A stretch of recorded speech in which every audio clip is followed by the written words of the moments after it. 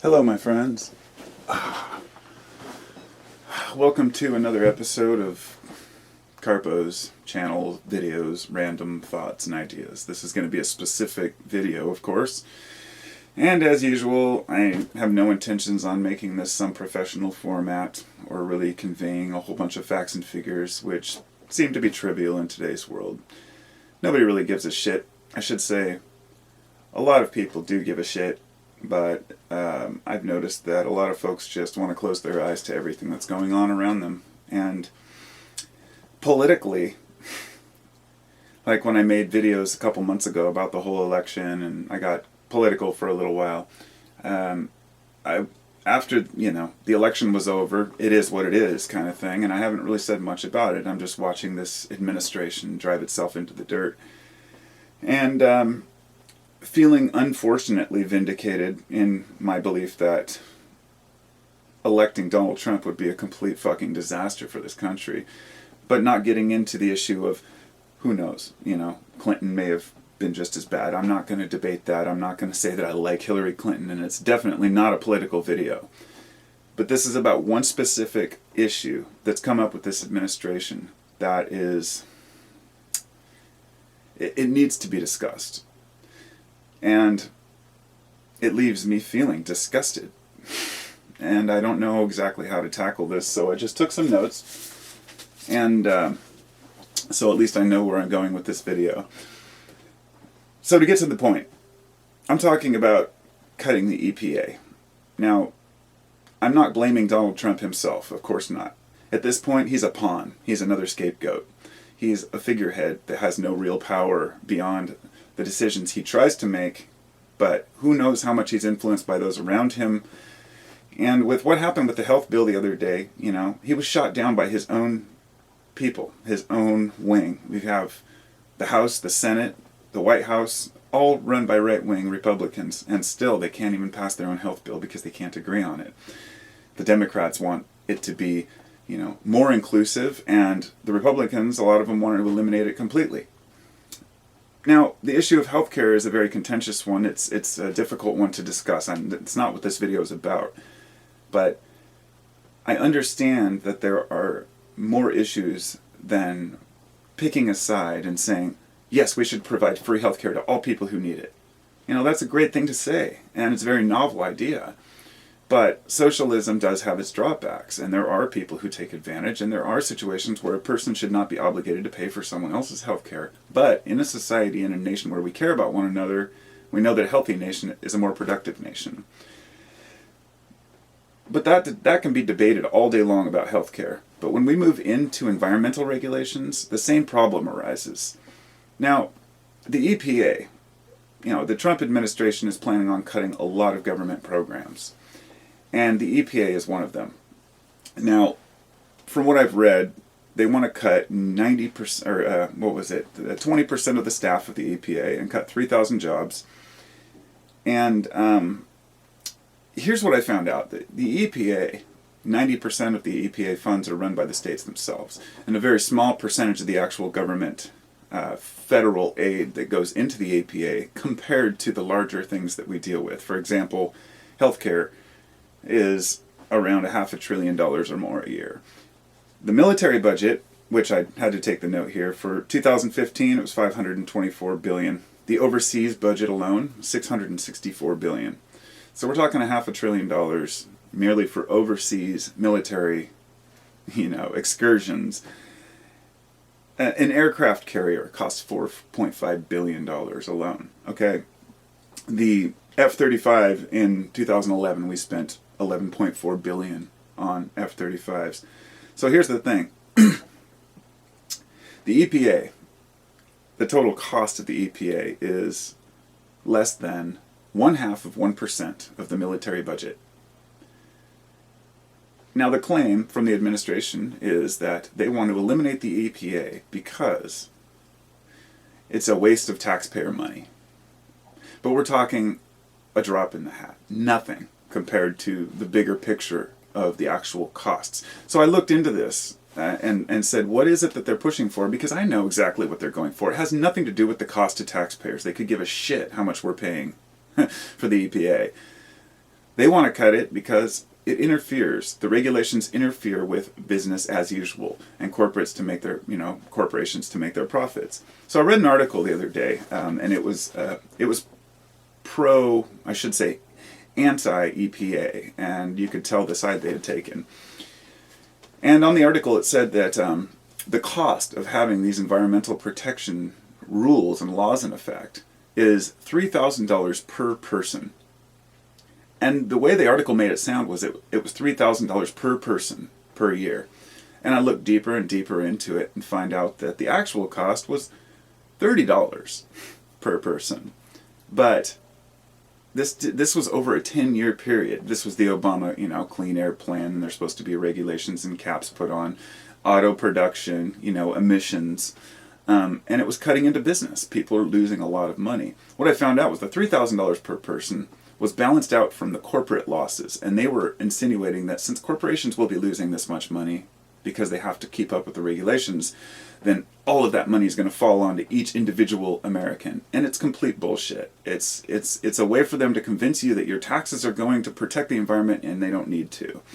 And it's just it's frustrating to try to have a discussion with folks who say, oh, well, the EPA is just stopping the coal miners. This whole idea of bringing back coal. I'm sorry, the days of yesterday are over. Nobody is bringing back coal jobs. When they even asked, the mining companies and the coal companies themselves, and some of the officials from these companies came forward and said, well, it's a noble attempt, but we're not bringing back coal jobs because there aren't any. Many of the things are automated, and coal is on the decline, and renewable energy is taking over, and that's what we have hoped for. We had hoped by now we'd be able to be on renewable energy to an extent, at least where it would make some sort of an impact. And then people get into the debate about, well, maybe climate change doesn't even matter, or maybe it's not real, or it's a natural process, or humans don't contribute to it. Fuck all that. Set it aside and really think about it. When you're polluting the environment, you're polluting the environment regardless of whether you believe in global warming or an ice age imminent. Arguing about what might happen in the future doesn't really matter when you see it happening right now and you can measure it. So it's obvious that 90% of the climate scientists, 95% of the climate scientists who agree that yes, we are contributing to it, are still dismissed by a large portion of people who want to believe that corporate interests should be ahead of personal interests. So I wanted to give you a little bit of a metaphor. See, a lot of this is lost to agribusiness too. Huge corporations like Monsanto, who, having to comply with certain laws, it costs them billions, but they're making hundreds of billions. So, it's kind of hard to really feel sorry for multi-billion-dollar companies that have to fulfill a few regulations to protect the environment and the people around them. Part of the EPA cut is cutting the Great Lakes Restoration Act. It was put into place, I believe, a decade or two ago. I'm not sure the exact, or maybe it was within the last decade, but they cut it by, they cut it from $300 million down to $10 million. So they basically eliminated the ability for us to protect the Great Lakes, which are some of the most important bodies of water anywhere. And once they're polluted, they're polluted. And as long as agriculture runoff can enter those lakes and destroy the lakes, and, it's going to be an issue.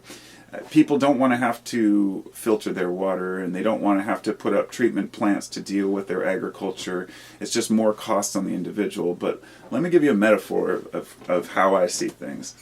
Now, picture your neighborhood. And just think of a neighborhood of like 500 citizens where everyone's able to do what they want and everyone has the freedom to, go about their daily activities the way they choose to.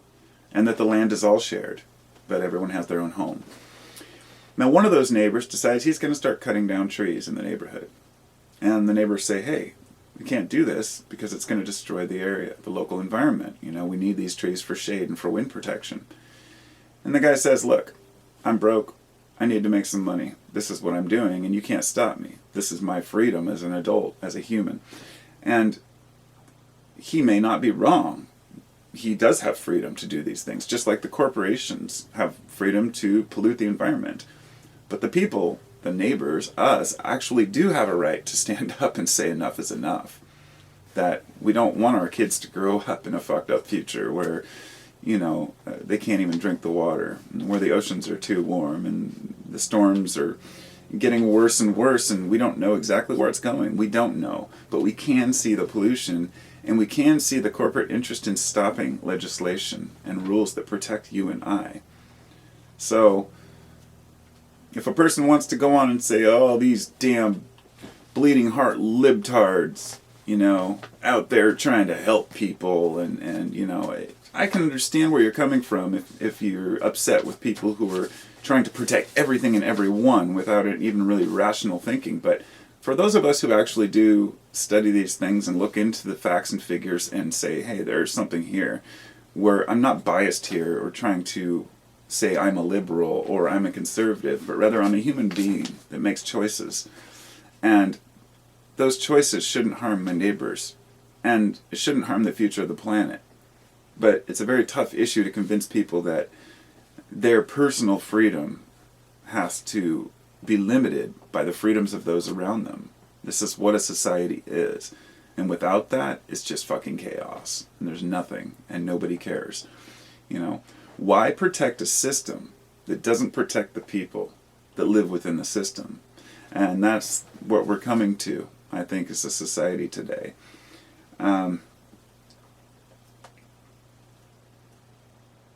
I think those are all the notes that I took. It was just a few there, but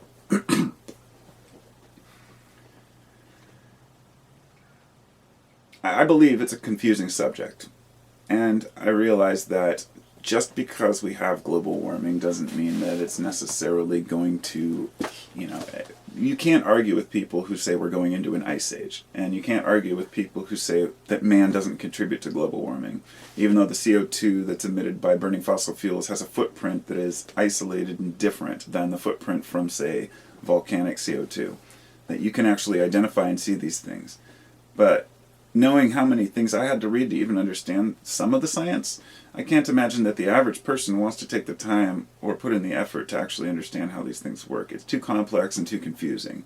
So we bury our head in the sand and let the leaders make the decisions for us. And I find that to be pretty sad. I found this book. It's Goodwill. I got it. It's The Story of Our Time. And it was a series, looks like. This is from 1951. And I was just flipping through it and found this page about melting glaciers, and it was showing the retreat of these glaciers and in Alaska.